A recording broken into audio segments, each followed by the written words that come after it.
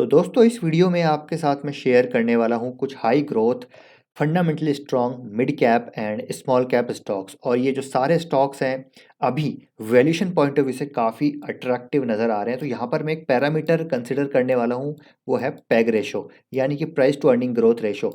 तो जनरली एक से अगर नीचे होता है पैग रेशो तो वो अट्रैक्टिव माना जाता है, वो स्टॉक अट्रैक्टिव माना जाता है। अगर एक से ऊपर होता है तो वो ओवर वैल्यूड माना जाता है। प्राइस टू अर्निंग ग्रोथ यानी कि प्राइस टू अर्निंग मल्टीपल को अब अगर आप डिवाइड करेंगे एनुअल ईपीएस ग्रोथ के साथ तो आपको पैग रेशो मिल जाएगा। यानी कि कंपनी की जो ग्रोथ है उसके मद्देनज़र कंपनी का जो प्राइस है, स्टॉक का जो प्राइस है, वो एक से नीचे है तो अट्रैक्टिव है। तो ये ग्रोथ स्टॉक्स हैं। तो यहाँ पर आपको मैं टेक्निकली इन सभी को बताने वाला हूँ, साथ ही साथ कुछ बिजनेस रिलेटेड अपडेट्स भी देने वाला हूँ, काफ़ी इंपॉर्टेंट है। तो पूरा वीडियो बिना स्किप करे देखिएगा ताकि सारी चीज़ें आपको समझ आए। लेकिन उससे पहले मार्केट के बारे में बात करना ज़रूरी है, क्योंकि मार्केट में देखिए काफ़ी पैनिक है और इसका जो सबसे बड़ा कारण है वो है कोविड। जी हाँ, तो चाइना में जो कोविड की सिचुएशन है वो बहुत ज़्यादा ख़राब है। एक दिन में लाखों यहाँ पर केसेस हमको आते हुए देखने को मिल रहे हैं, जिसकी वजह से ग्लोबली थोड़ा सा पैनिक की सिचुएशन क्रिएट हो रही है।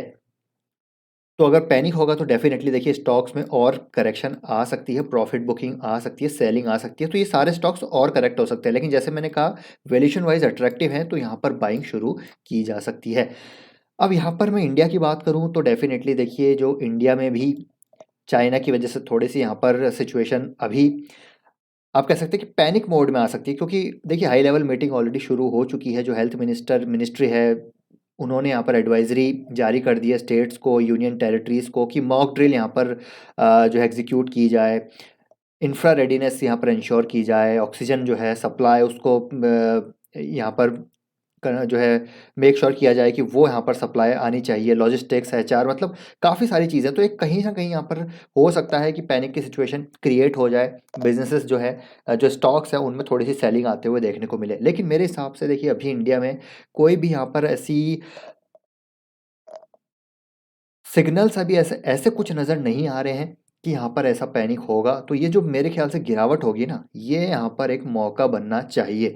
डेफिनेटली कोविड के साथ साथ अभी तो इन्फ्लेशन रिसेशन की भी समस्याएं हैं वेस्ट में जो हो रही हैं, साथ ही में ये और समस्या आ गई तो पैनिक तो है, ये तो मानना पड़ेगा। और इसी वजह से आप देखेंगे तो मार्केट अभी एक्सट्रीम, मार्केट का जो मूड है वो एक्सट्रीम फियर में आपको देखने को मिलेगा, यानी कि ग्रीन है। ग्रीन किस लिए? खरीदारी के लिए। तो मेरे हिसाब से बाइंग यहाँ पर करनी चाहिए जो लॉन्ग टर्म इन्वेस्टर्स हैं। शॉर्ट टर्म वाले चाहे तो वेट एंड वॉच कर सकते हैं, लेकिन मेरे को लगता है कि अगले 6 महीने काफ़ी वॉलेटाइल रहने वाले हैं। क्वार्टर 3 जो होगा वो काफ़ी इंपॉर्टेंट रहेगा कंपनीज के लिए। तो यहाँ पर आप लमसम तो बिल्कुल मत जाइएगा, एसआईपी वे में ही आपको बाइंग करनी है। तो जो सबसे पहला स्टॉक है जो मैं बता रहा हूँ वो आपको है दोस्तों सुमिटोमो केमिकल।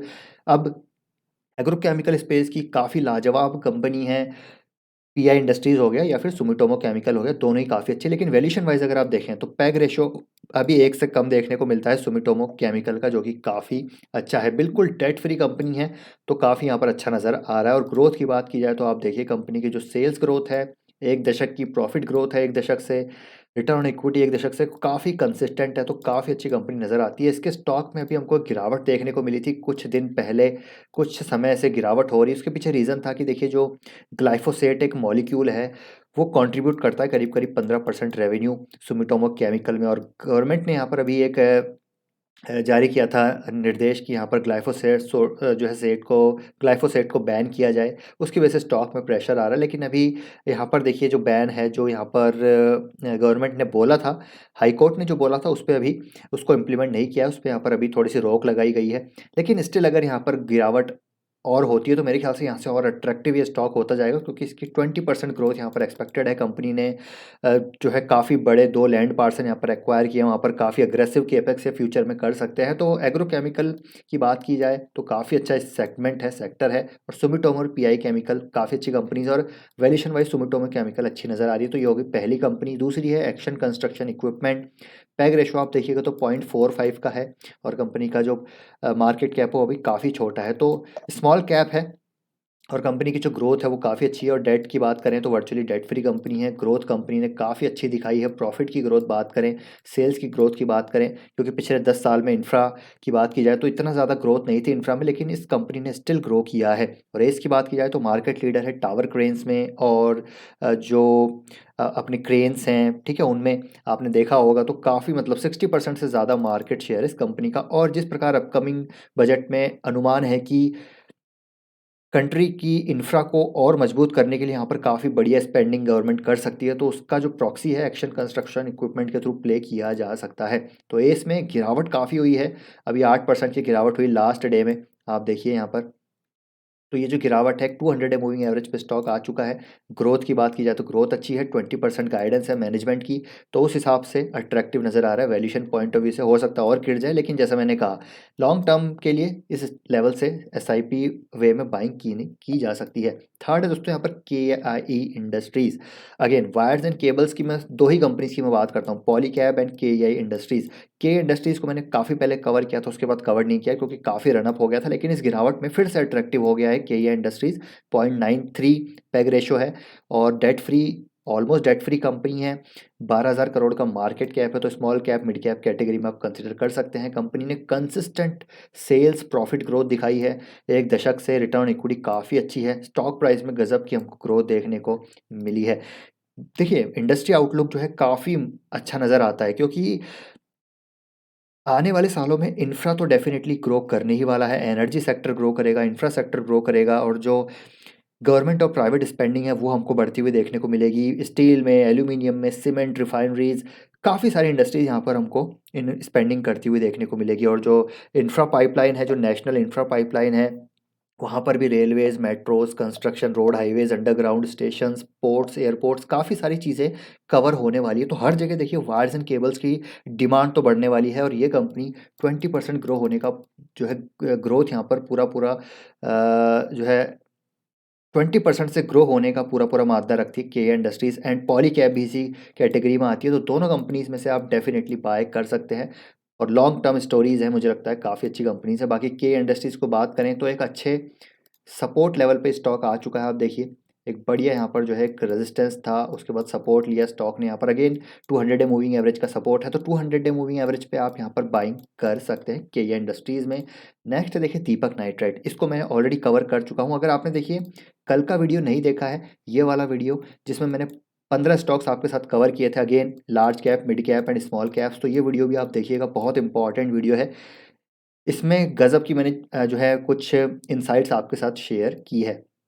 बाकी बात करें दीपक नाइट्राइट की, तो अभी थोड़ा-सा वीक नज़र आ रहा है, और अच्छे खासे जो इसका सपोर्ट नज़र आ रहा है वो करीब-करीब 1750 के आसपास आ रहा है। तो यहाँ तक ये स्टॉक आ सकता है, लेकिन इस लेवल से भी बाइंग की जा सकती है, क्योंकि इसकी जो ग्रोथ है वो काफ़ी अच्छी है, और पैग रेशो अभी इसका 0.32 है। तो ग्रोथ के मद्देनज़र रखते हुए डेट फ्री कंपनी है, तो जो मैनेजमेंट है, एग्जीक्यूशन कैपेबिलिटीज़ हैं, काफ़ी अच्छी नज़र आती है। 1500 करोड़, 1400 करोड़ का केपेक्स करने वाले अगले 15 से 18 महीने में। इम्पोर्ट सब्स्टिट्यूशन प्रोडक्ट्स ये कंपनी क्रिएट करने वाली है, और मतलब ऐसे प्रोडक्ट्स बना रही है जो जो बेसिकली अभी इंपोर्ट कर रही है इंडिया। अभी इंडिया में काफ़ी ज़्यादा इंपोर्ट हो रहे हैं, तो वो प्रोडक्ट बना रही है, जैसे कि इन्होंने फिनॉल में किया था। फिनॉल में 60% मार्केट शेयर कैप्चर कर लिया, उसी प्रकार ये डाउन स्ट्रीम डेरिवेटिव्स में उतरने वाले हैं।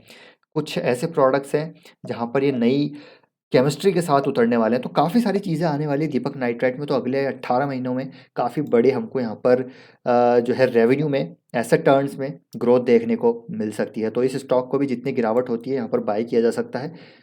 नेक्स्ट दोस्तों आरती इंडस्ट्रीज़। आरती इंडस्ट्रीज़ के स्टॉक में बहुत ज़बरदस्त गिरावट हुई है, लगातार मतलब स्टॉक गिर रहा है ऊपर इस तरह से, लेकिन मुझे लग रहा है इस लेवल पे बहुत अट्रैक्टिव हो चुका है। पैग रेशो 0.53 का है। डेट की बात करें, थोड़ा डेट बन इसका बड़ा है। अभी रिसेंट टाइम में अगर आप बैलेंस शीट में देखेंगे तो इसका डेट है जो है रिसेंट टाइम में काफ़ी बड़ा है, क्योंकि कंपनी बहुत बड़ा केपेक्स कर रही है, ठीक है। 3,000 करोड़ का केपेक्स कर रही है कंपनी, जी हाँ। तो अगले आने वाले 2 सालों में यहाँ पर अग्रेसिव केपेक्स कंपनी कर रही है। वैल्यू स्ट्रीम जो वैल्यू एडेड प्रोडक्ट्स है उनमें कंपनी यहाँ पर केपेक्स कर रही है, उसकी वजह से आपको यहाँ पर थोड़ा डेट दिखेगा, लेकिन स्टिल काफ़ी अच्छा डेट है जो है यहाँ पर मैनेजेबल। कंपनी के पास जो जिस प्रकार की बैलेंस शीट है, जिस प्रकार का मैनेजमेंट है, एक पास्ट ट्रैक रिकॉर्ड है, यहाँ पर बहुत बड़ा डेट नहीं है। तो ग्रोथ अच्छी है कंपनी का, जो स्टॉक का पी है वो काफ़ी अट्रैक्टिव है। थोड़ा सा यहाँ पर डीमर्जर ओवरहैंग भी था, आप सभी को पता है कि यहाँ पर आरती फार्मा लैब्स अलग से कंपनी लिस्ट होगी, तो उसका ओवरहैंग था। इनका जो डाइज एंड पिगमेंट सेगमेंट है वो काफ़ी ज़्यादा डिमांड उसमें काफ़ी वीक थी। हो सकता है क्वार्टर 3 में भी रहे, लेकिन क्वार्टर 4 से एक्सपेक्टेड है कि यहाँ पर डिमांड वापस पिकअप होगी। ऊपर से यहाँ पर रॉ मटेरियल कॉस्ट भी अब कम हो चुकी है, तो इसका फ़ायदा आगे आने वाले समय में मिलेगा। तो इस लेवल पे आरती इंडस्ट्रीज़ काफ़ी अच्छा नज़र आ रहा है। गिरावट 50% हो चुकी है। जिस प्रकार टेक्निकल सेटअप है, ऐसा नज़र आ रहा है कि स्टॉक 535 तक भी आ सकता है, तो यहाँ पर बाइंग की जा सकती है। और कंपनी अपने सेगमेंट में मार्केट लीडर है। तो देखिए, जो रिटर्न बना के दिए हैं आरती इंडस्ट्री ने, वो सभी को बताया। तो ये जो शॉर्ट टर्म इश्यूज़ हैं वो यहाँ पर, शॉर्ट टर्म हेडविंड्स हैं वो यहाँ पर थोड़े दिन और रह सकते हैं, लेकिन लॉन्ग टर्म स्टोरी अभी भी इंटैक्ट नज़र आती है। केपेक्स काफ़ी अच्छा है। Balaji amines again chemical segment की एक और शानदार कंपनी है। देखिए, पैग रेशो 0.58 है। स्टॉक कभी काफ़ी अट्रैक्टिव है। डेट बात करें, ऑलमोस्ट डेट फ्री कंपनी है। कंपनी की ग्रोथ काफ़ी अच्छी है। Sales growth, profit growth, return equity, हर चीज़ में कंपनी अच्छी नज़र आती है। और काफ़ी बड़ा केपेक्स ऑलरेडी कंपनी कर रही है। इस पर भी देखिए ओवरहैंग प्रेशर रहा है थोड़ा सा। हालांकि कोविड में अमाइंस की रिक्वायरमेंट काफ़ी थी, इसकी वजह से स्टॉक में एक ज़बरदस्त रनअप आया था। लेकिन जैसे जैसे कोविड की स्थिति दूर होती गई, स्टॉक कंसोलिडेट होने लगा। ऊपर से यहाँ पर जो है थोड़ा सा डीमर्जर ओवरहैंग भी है।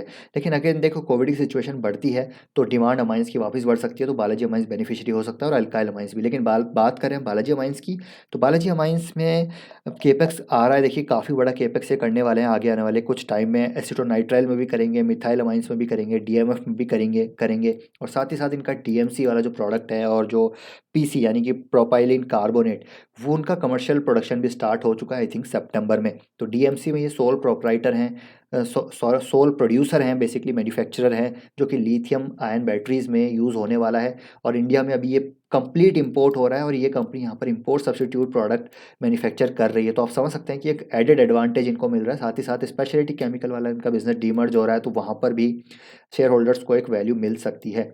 तो ये हो गया बालाजी अमाइंस। नेक्स्ट है दोस्तों कैरासिल, जो एक्रेसिल के नाम से था पहले।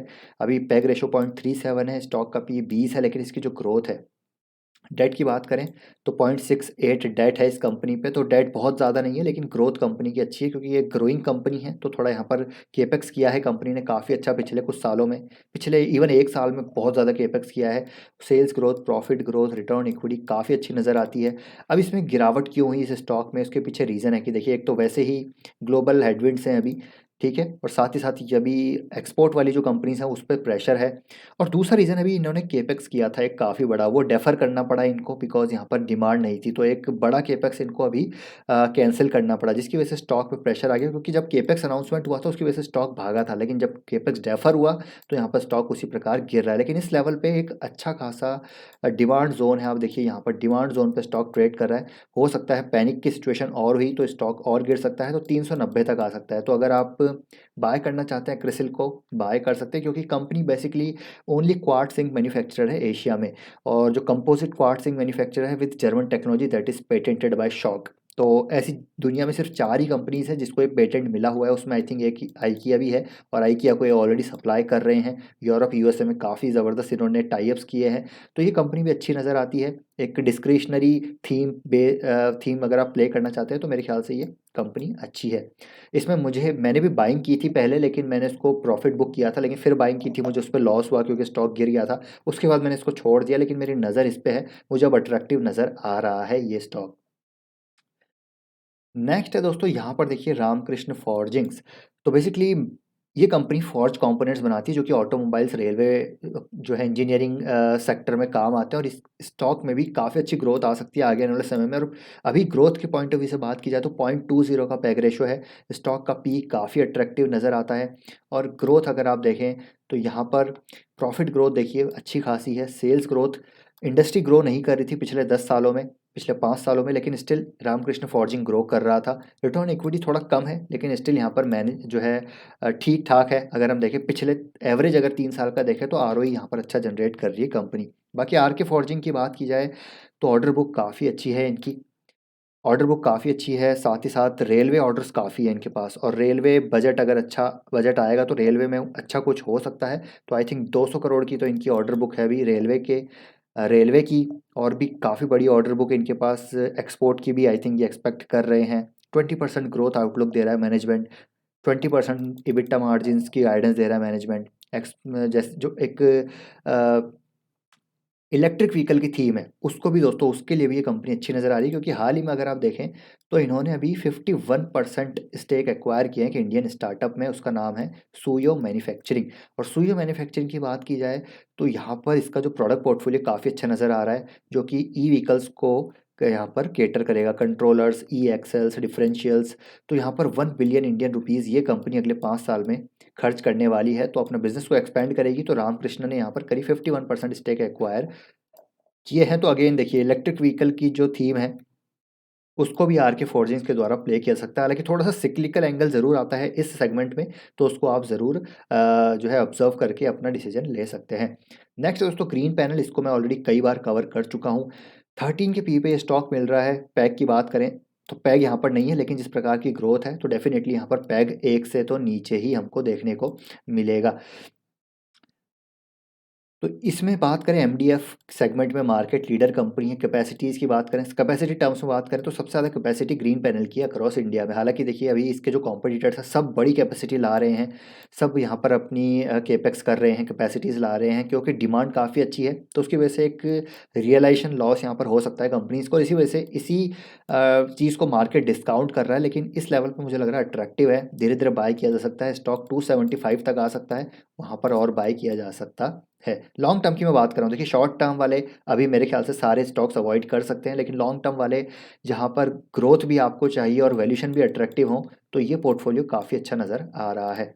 नेक्स्ट दोस्तों, लिखिता इंफ्रा। अगेन देखिए, गैस इंफ्रा की बात की जाए, गैस सिटी गैस डिस्ट्रीब्यूशन की बात की जाए तो एक बहुत अपकमिंग थीम है सिटी गैस डिस्ट्रीब्यूशन, और अभी लगातार फैल रही है। देखेंगे आप, दिल्ली में बात करें तो आईजीएल है, मुंबई में बात करें तो एमजीएल है, गुजरात में बात करें तो गुजरात गैस है, और अगल बगल के जो एरियाज हैं सारे कैप्चर कर रहे हैं। इनको न्यू जोग्राफीज़ यहाँ पर असाइन की जा रही है। तो लिखिता इंफ्रा यहाँ पर बेसिकली इंफ्रास्ट्रक्चर प्रोवाइड कराता है। जो सिटी गैस डिस्ट्रीब्यूशन प्रोजेक्ट्स हैं उनको यहाँ पर ये सर्विसेज प्रोवाइड करा रहे हैं, उनके लिए यहाँ पर इंफ्रा जो है पाइपलाइन बिछाने का काम कर रहे हैं। तो ये कंपनी भी बहुत अच्छी डेट फ्री कंपनी है।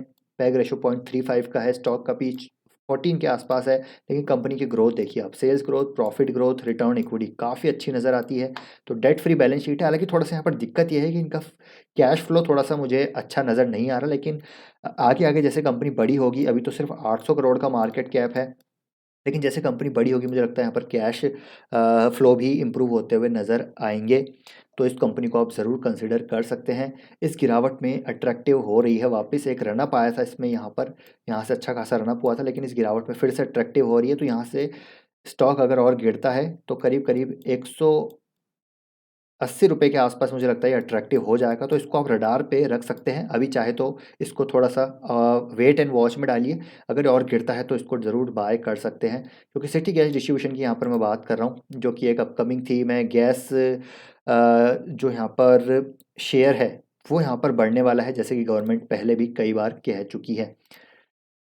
नेक्स्ट कंपनीज तो यहाँ पर केपीआर मिल। हालांकि मैं टेक्सटाइल इंडस्ट्री को बहुत कम कवर करता हूँ क्योंकि सिक्लिकलिटी होती है इसमें, लेकिन अगर एक कंपनी को मैं यहाँ पर पिक करूँ तो वो है केपीआर मिल। काफ़ी गजब की कंपनी है, कंसिस्टेंट एक मनी मेकिंग मशीन रही है केपीआर मिल। बहुत अच्छा मैनेजमेंट है इसका, मैनेजमेंट पॉइंट ऑफ व्यू से बात करें काफ़ी अच्छा है, ग्रोथ पॉइंट ऑफ व्यू से बहुत अच्छी है। 0.82 रेशो पे हमको देखने को मिल रहा है, almost virtually date free company है। कैश फ्लो कंपनी अच्छा जनरेट करती है, एक मिड कैप कंपनी है, लेकिन ग्रोथ काफ़ी अच्छी है इसमें।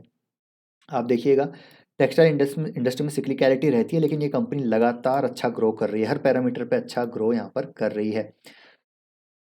तो ये हो गई केपीआर मिल। टेक्निकली बात करें तो स्टॉक में काफ़ी करेक्शन हुई है रिसेंटली, तो एक अच्छे खासे सपोर्ट पे स्टॉक आ चुका है। यहाँ पर देखिए अच्छा खासा रेजिस्टेंस था, फिर सपोर्ट बना, फिर सपोर्ट बना, अगेन फिर से सपोर्ट है। तो बहुत अच्छा डिमांड जोन है, यहाँ पर बाय किया जा सकता है केपीआर मिल को। इकलौती कंपनी है जो मैं यहाँ पर सजेस्ट करना चाहूँगा आपको टेक्सटाइल रिलेटेड। हालांकि देखिए सिक्लिकलिटी यहाँ पर भी है, लेकिन लॉन्ग टर्म में मेरे ख्याल से अच्छी कंपनी नज़र आती है।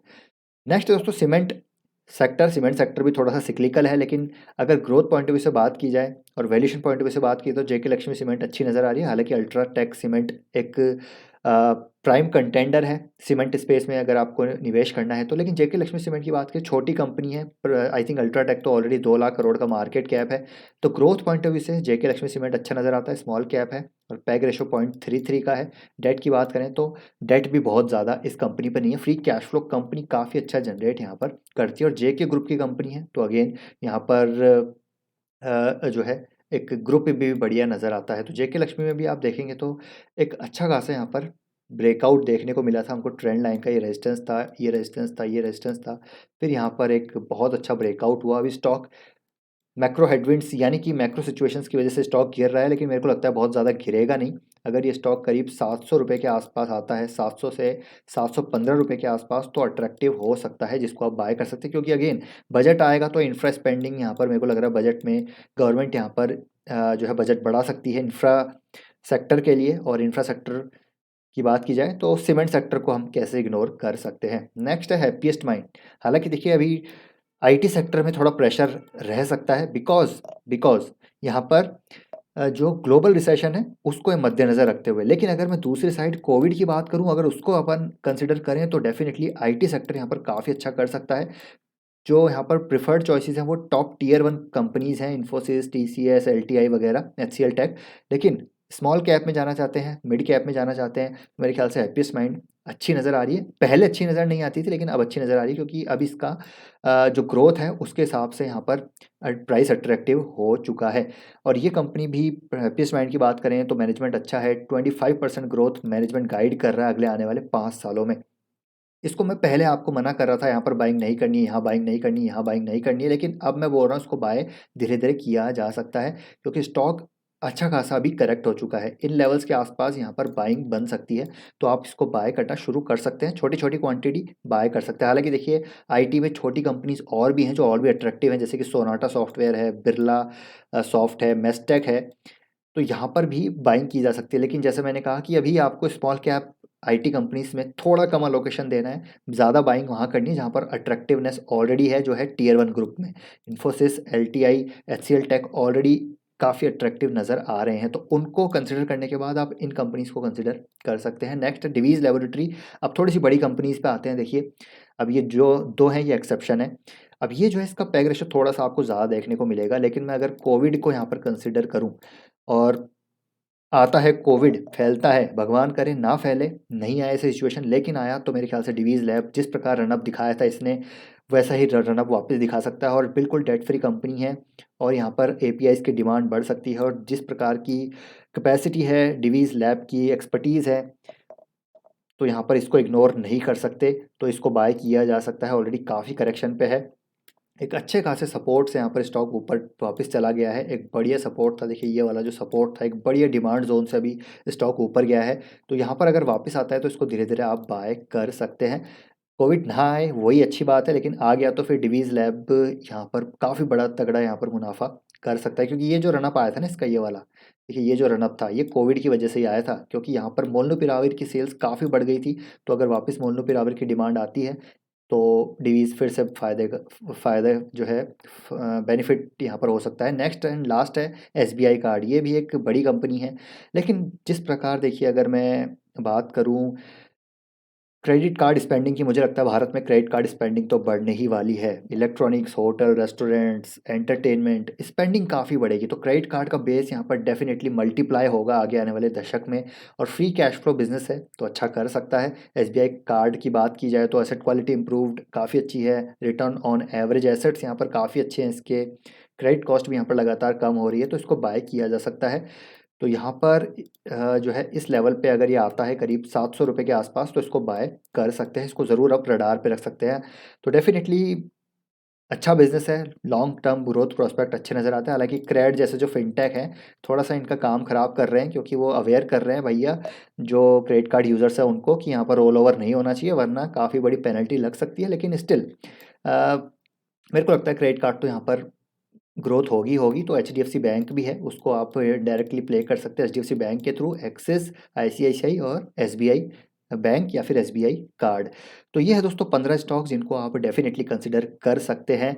तो आई होप ये वीडियो आपको इन्फॉर्मेटिव लगा होगा। पसंद आया है वीडियो तो लाइक ज़रूर कीजिएगा, शेयर कीजिए, चैनल को सब्सक्राइब कर लीजिए। देखिए इसी प्रकार के बेहतरीन कंटेंट के लिए आपका क्या ओपिनियन है, आपको कौन सा स्टॉक्स अच्छा लग रहा है इसमें से, या फिर आप इसमें जो इंक्लूड नहीं है वो आप यहाँ पर कमेंट बॉक्स में ज़रूर लिख सकते हैं, ताकि हम भी उसको स्टडी कर पाएँ। तो मिलते हैं दोस्तों नेक्स्ट वीडियो में। Till then take care, bye bye.